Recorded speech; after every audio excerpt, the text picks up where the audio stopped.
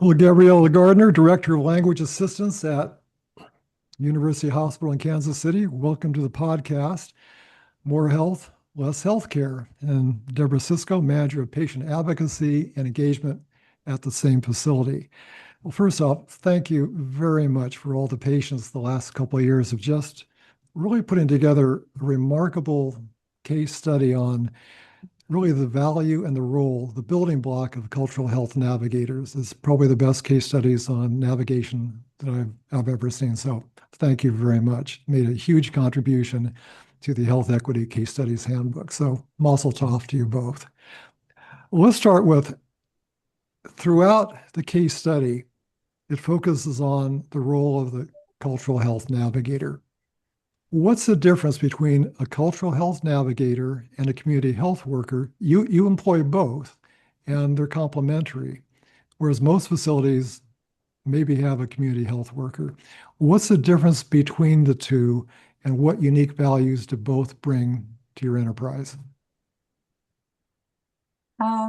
Well, what I can say is the cultural health navigator is a hybrid role between an interpreter and a healthcare navigator. So they do have that understanding of being able to interpret. We follow ethics and standards of practice.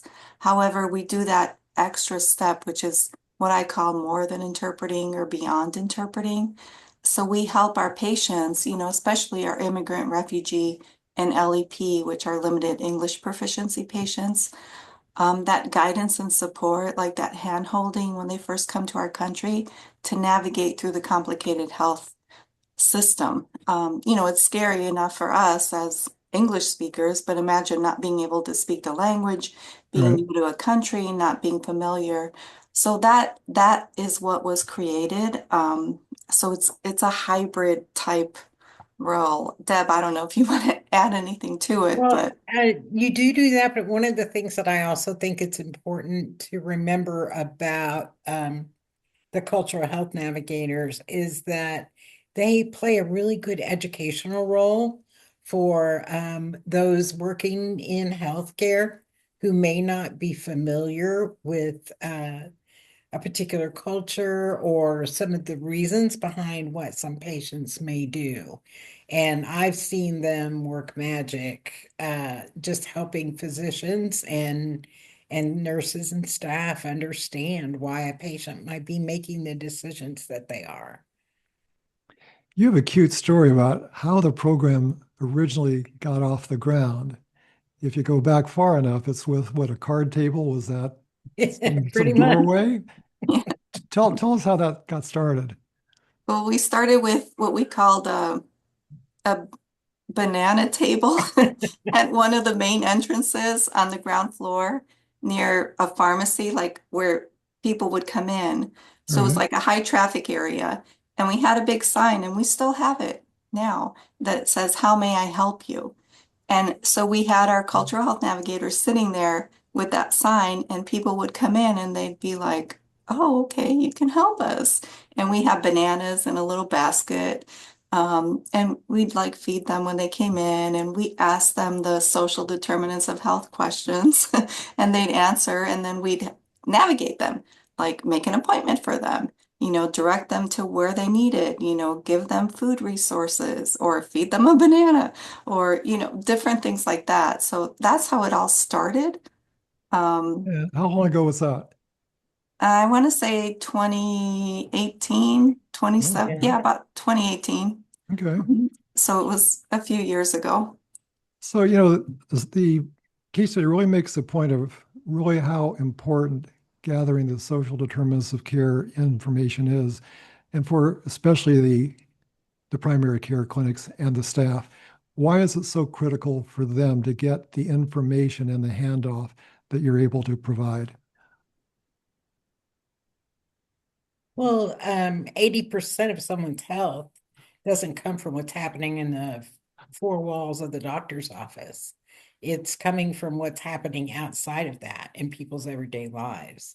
So, it's extremely important if we want to get somewhere with a patient's health to be able to understand in a well-rounded fashion just exactly what they're dealing with in their day-to-day life. I mean, it's not going to do a doctor any good at all or a patient to prescribe a medication that someone can't afford to go pick up. All Um, right. But one of your methodologies that you use very successfully is the plan, study, do, act methodology for these clinics. mhm. What what's special about that methodology? What did it uncover that you may not have known had you not had that kind of a methodology in place? Well, Gabby and I worked on a number of uh, projects together, and we always use a PDSA. Yeah. The good thing about it is it gives you the opportunity to fail forward, really. You're not afraid to go out first off, and it's all about the learning. So what you're going to do is, make a plan for what you think might work for what you're trying to get to, actually try it out, and you've got data that you're going to be following, you watch it closely, and you just simply make adjustments to things as they're happening. We had to do that um, with a large number of clinics when we were first starting. We started really small with, we started with the table, but then we went to a single clinic and then two and then four. And what we learned was that each one of those clinics, even though there were issues that we wanted standardized, like which questions were going to be asked and how we wanted them asked, how they went about gathering that information was different from clinic to clinic, depending on how those clinics operated. So you had to be able to stick with the program, look at the program, and help each one of those clinics find their way to what worked best for them. Well, you showcase why this is so important for the OB-GYN clinic. What's unique about obstetrics and gynecology, and why was it so appropriate for that clinic? And what did that uncover in that clinic? Well, obviously, pregnant women are dealing with things a little bit differently than a lot of people are, but we were in the midst of COVID when we started with the Okay. OBGYN clinic. So it became extremely important to gather information around vaccines and whether or not these pregnant women were going to choose to take the COVID vaccine or not, for one thing.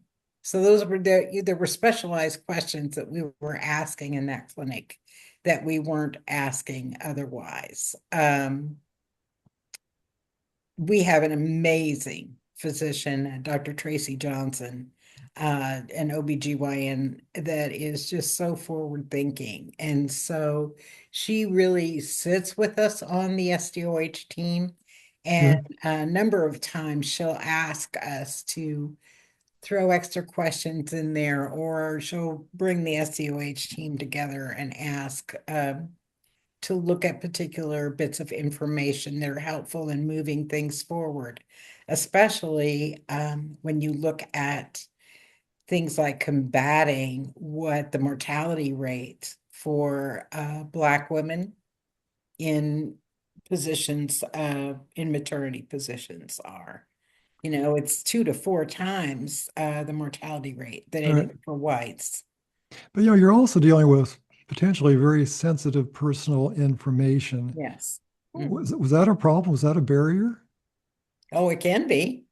It can be. So trust becomes extremely Yeah, important. yeah. Mhm. Well, you did something I thought was kind of novel. You have to get a baseline of information and get as specific as you can. And the way you went about, from what I can gather in the case study, you did something very novel. You asked the patients in the clinic, how would you like to give the information to us? Do Mhm. you want a Yeah. health aide to help you? Do you want to Mhm. take it home, mail it back, whatever, do it on a tablet? I'm curious, what kind of response did you get? What was their preference in how they're willing to give information to you, and how did you build that trust? The preference in that particular clinic was they wanted a paper form.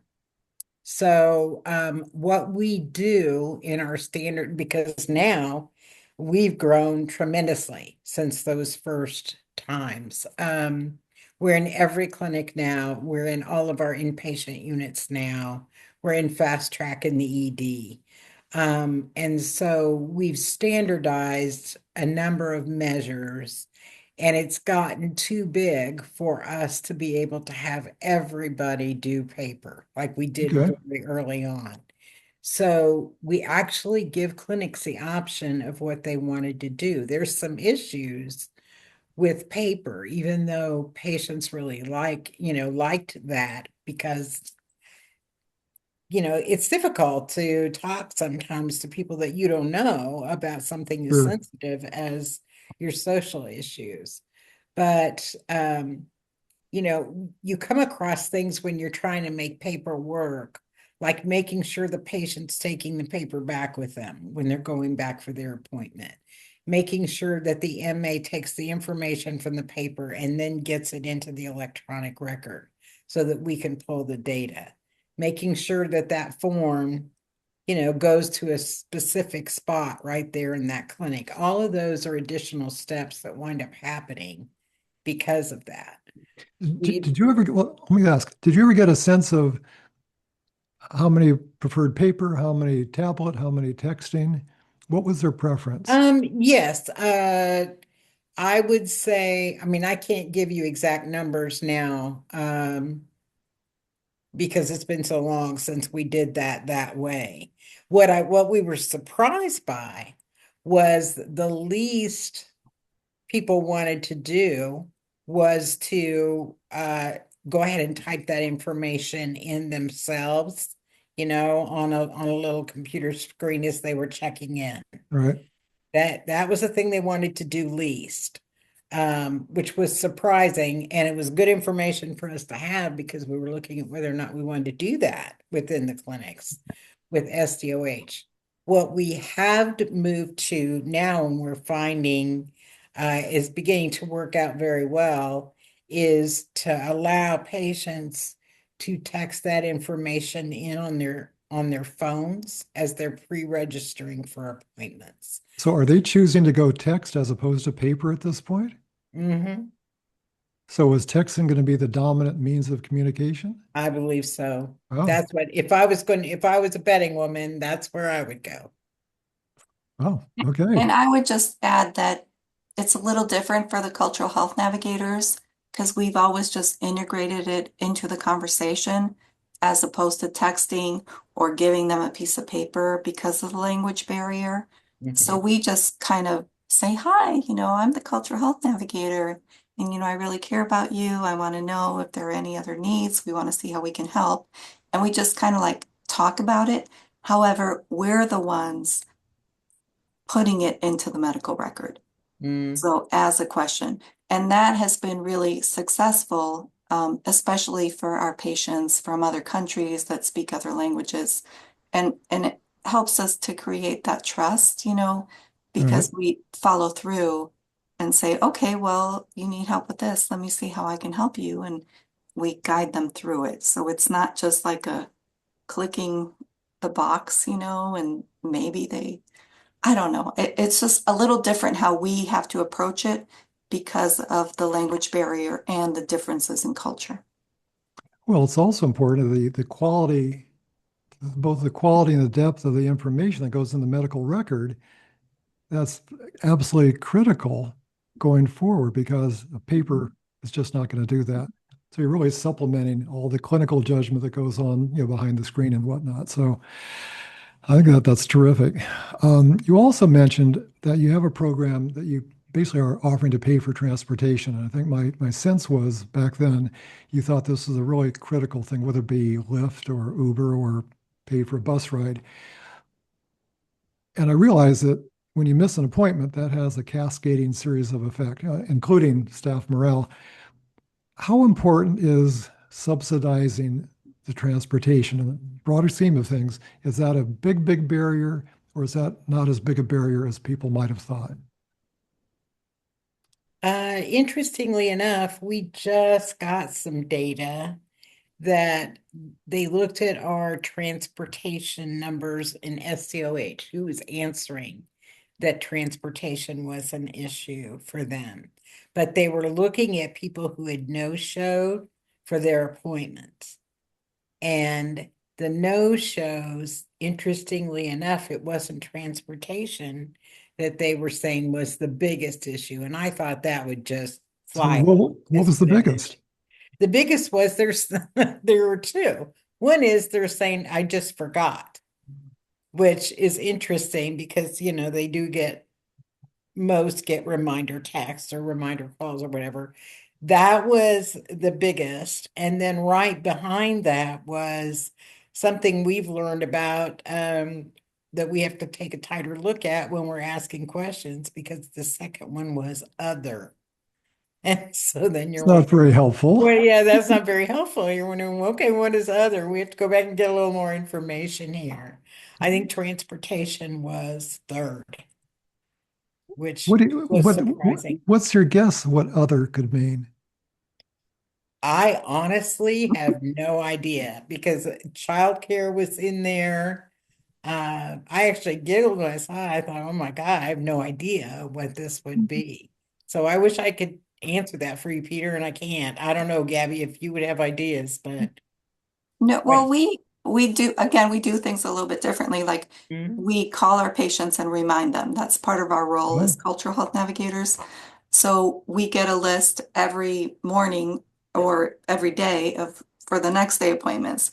And we'll personally call them because we don't know if they will be able to read the text or not, even if it's in their language. So health literacy is another issue.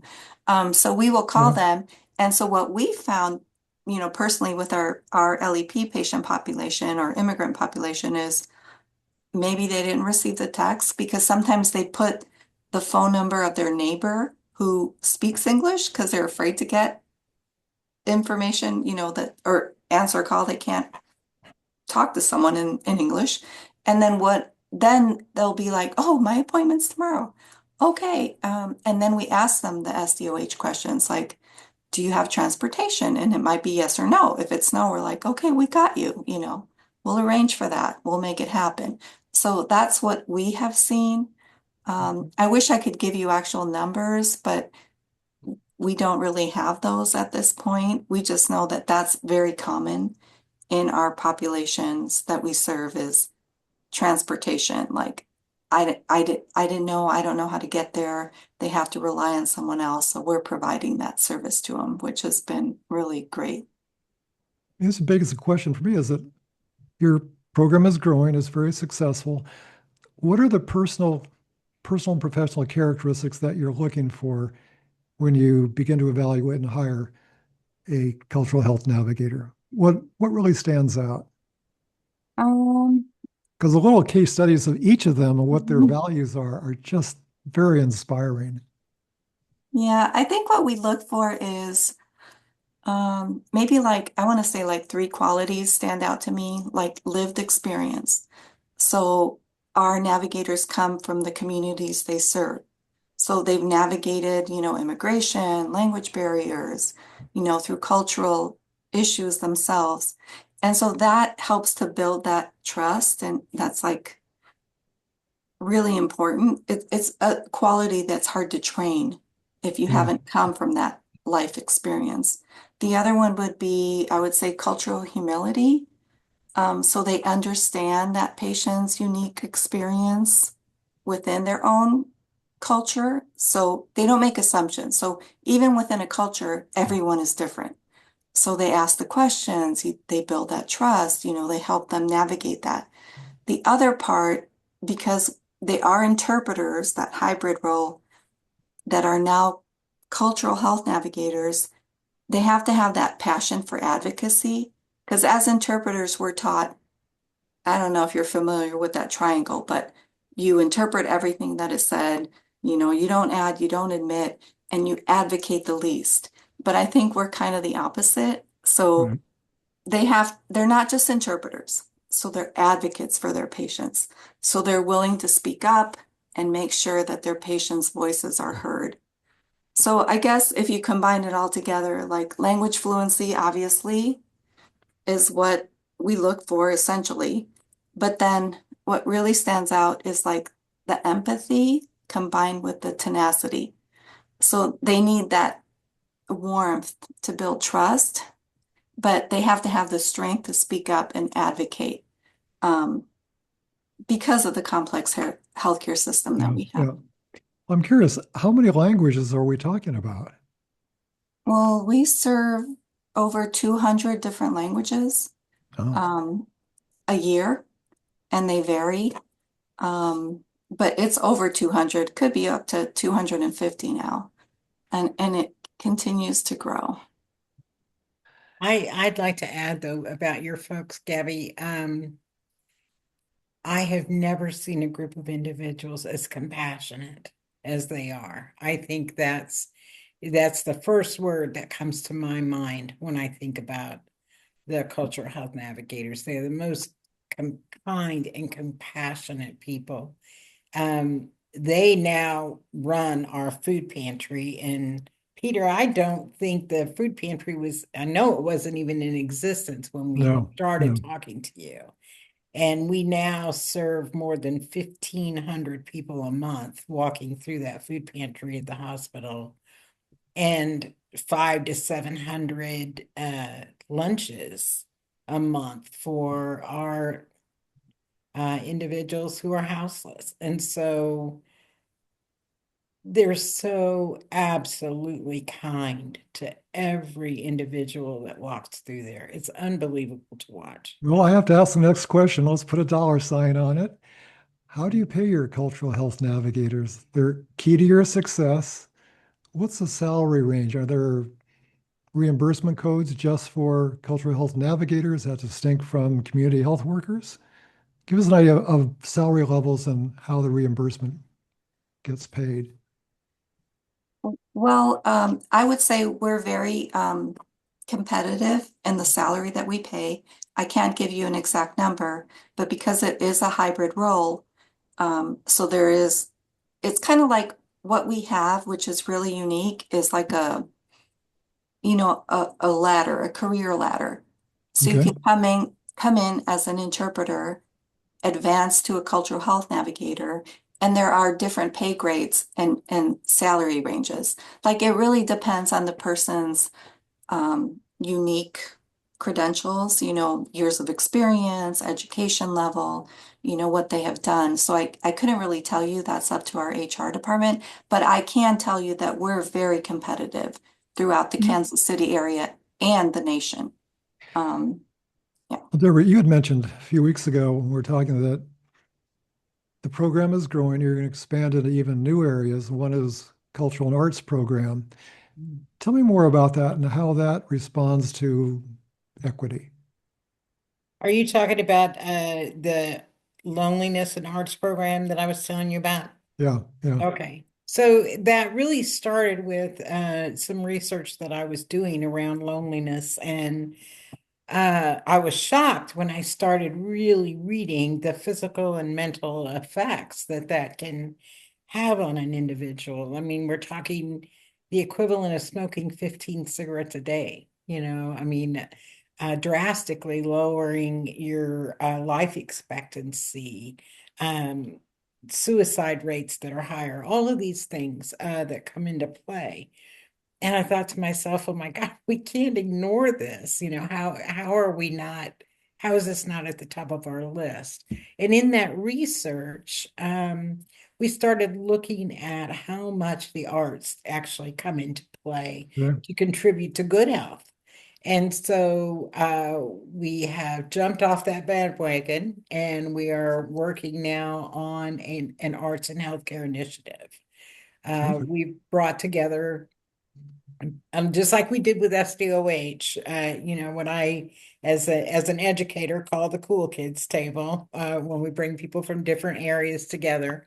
So we've brought people from all different departments in the hospital and people from the arts community in Kansas City together, and that those numbers are growing of people who are getting involved with us. And what we're looking at is putting initiatives into place to offer, well, actually, it's coming into SDOH. We're adding a loneliness question to our screening. which we Oh, didn't have before. And in our screening, if someone's positive, say for food or anything like that, we have a QR code card now that they can hit that QR code and go straight to a resource page that we have full of folders that are categorized by like food, utilities, housing. And we've added one now that is for social isolation and loneliness. And so people can get into that. And we've been researching what are affordable or free activities that can get people involved with other individuals or involved in the arts. So they can go to those. This year, where our plan is to put the first initiatives in place, which are to make sure that our physicians and staff have been educated around loneliness and the detrimental effects of that, what can be done.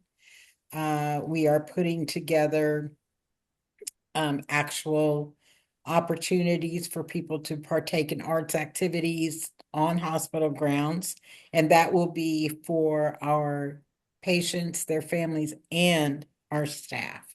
We're looking at how we do those opportunities differently. And oh, then congratulations. thanks. I'm very excited about where it's going, and we have some really good people on board. So just wrote a grant, say a say a prayer. All right. Well, that's a good note to close on, but I was very impressed by your CEO. I want to read a quote here. Charlie Shields, the hospital CEO, said that three things. One, CHNs are essential building blocks of the care teams. Sounds to reason. Two, CHNs give unvarnished feedback on how patients experience care, the patient's voice. I get that. And the third one is CHN saves lives. Explain the third one. How do CHNs save lives? Well, it's hard to quantify the number of stories that we have dealt with throughout the years. One that really comes to mind, and I think Deb's aware of this one, is like that integration, like we're part, like that holistic care, and we've been respected. Our leadership has respected us, our clinicians, our doctors, we're part of the healthcare team. That's what makes us different. So we're like integrated in that whole healthcare team, and they know that we're going to go beyond interpreting. One example I could give, we had a patient come in with chest pain, and they were using some, like a phone interpreter to interpret. And then our interpreter was called in. This was an Arabic patient, and the patient was having the chest pain. And she, like, there's like a hierarchy of like respect. There was an elder in the community, and we call them uncle or aunt, in the Arabic culture. And the patient's like, no, it's fine. I'll just rub it right here and the pain will go away. But the cardiology team was there, and they knew that it was a serious issue. And so she told them, she kind of knelt down and said, Uncle, because that's a form of respect. She knelt down and said, please, this is serious. I need you to have this procedure done, because the clinician said if that person walks out, we don't know that they will live. And so the entire cardiology team knelt down at that patient's bedside as a form of respect, because she built that trusting, that culture, and they asked for him to stay to have the procedure, and he did, and he's still alive. So, I mean, that's just one story, but we have so many stories of that. At another hospital, an interpreter could not have done that Yeah. because we can't step out of our role of an interpreter. But I just thought, like, makes me tear up when I think of that, but that person's alive.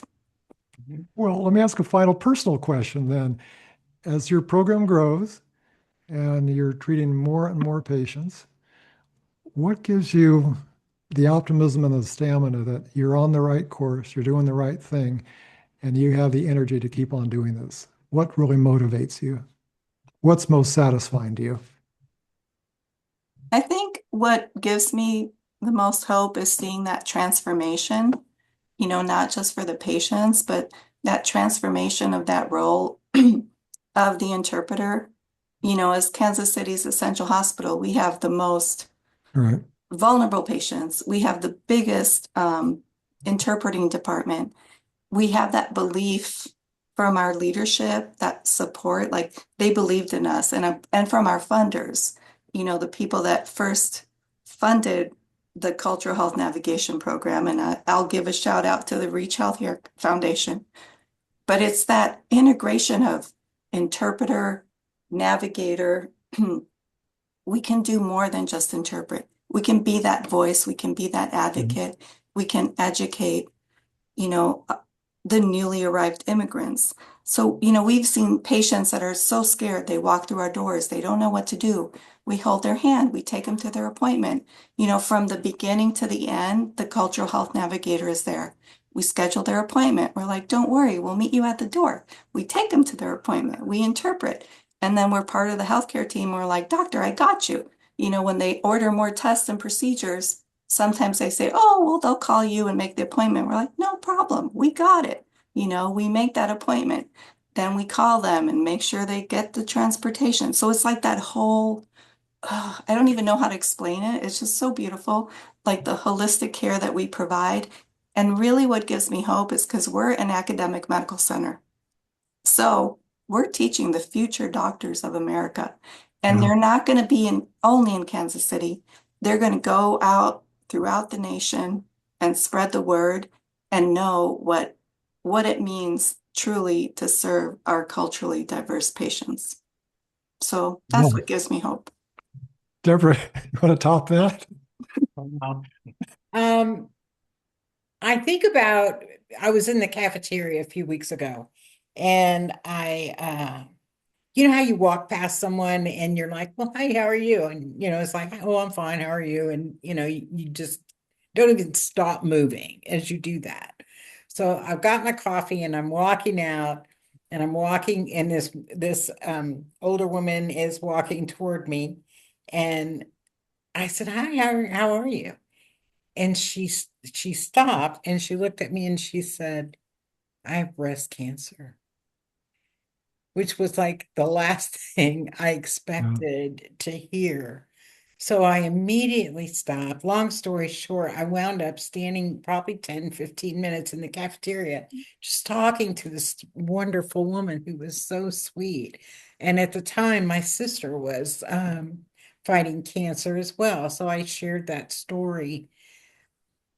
And I say that because what gives me hope is uh, I believe that this is soul work, and it's so awesome the way I can go into that building every day. And if you just,